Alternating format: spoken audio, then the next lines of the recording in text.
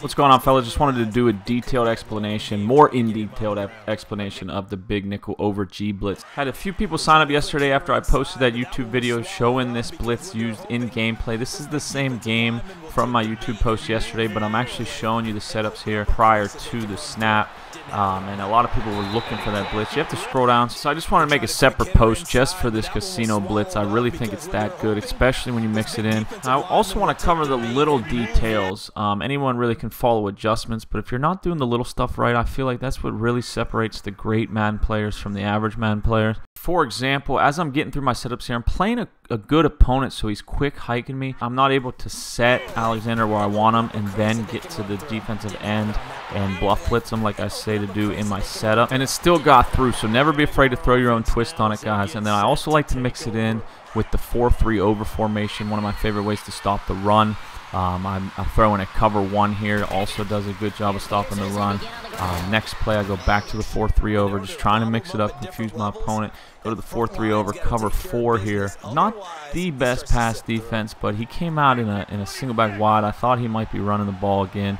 Actually has somebody open here, but I got him on the run, thrown across the body, and he overthrew it. So now it's 3rd and 7. Now I'm ready to send the heat. And this brings me to really my main point of this video. It's about the micro adjustments. Not, anyone can read a setup off a screen, but that doesn't mean all setups are the same just because you're making the same adjustments. It's all about those little things that really make great Madden players. And I'm going to break that down for you here. That being said, the first thing I want to point out is watch this guy right here. I just switched my cursor to him. This is something that's so second nature to me, but anytime there's a press, and it was really only a few steps because I'm rushing through these setups because he's quick hiking me, but anytime that there's a press and a blitz setup, I always like to back those corners off so you don't get beat over the top. And if you look closely, I would have been in some serious trouble if I didn't do that pre-snap. That's really, in my opinion, why it's 100% mandatory if you want to be on any higher level than you are now and you're not using the quick adjustments. If you're actually trying to go through and set up these players manually, there's no way you'll be able to set up these advanced blitzes correctly.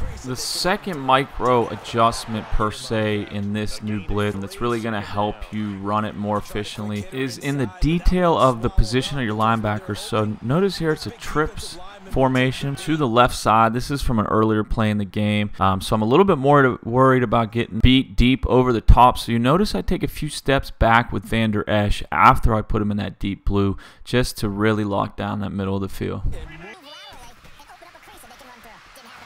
So that brings me to my last 2 tips for any of these blitzes really is never give them the same look. So right here I actually just didn't press.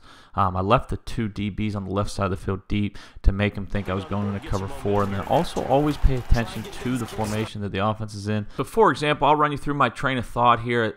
When he comes out in a formation like this, I don't press him because he's got 2 wide receivers on the left side, trying to make it look a little bit different. And then you'll notice here I move my strong safety just a little bit down and outside because I figure that's the strong side. If he is running, which he did up the middle, but most people run outside this year.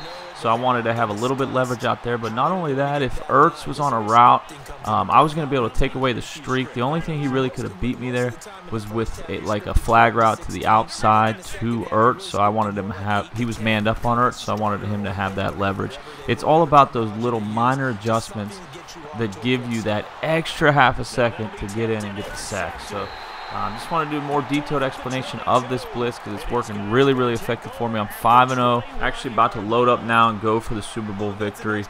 Really like my squad with Barry Sanders, Michael Thomas, Donovan McNabb. But hope you enjoy this. Hope it helps, fellas. And I actually will be releasing more content today for my Patreon users. Thanks again for your support, and I'll see you soon.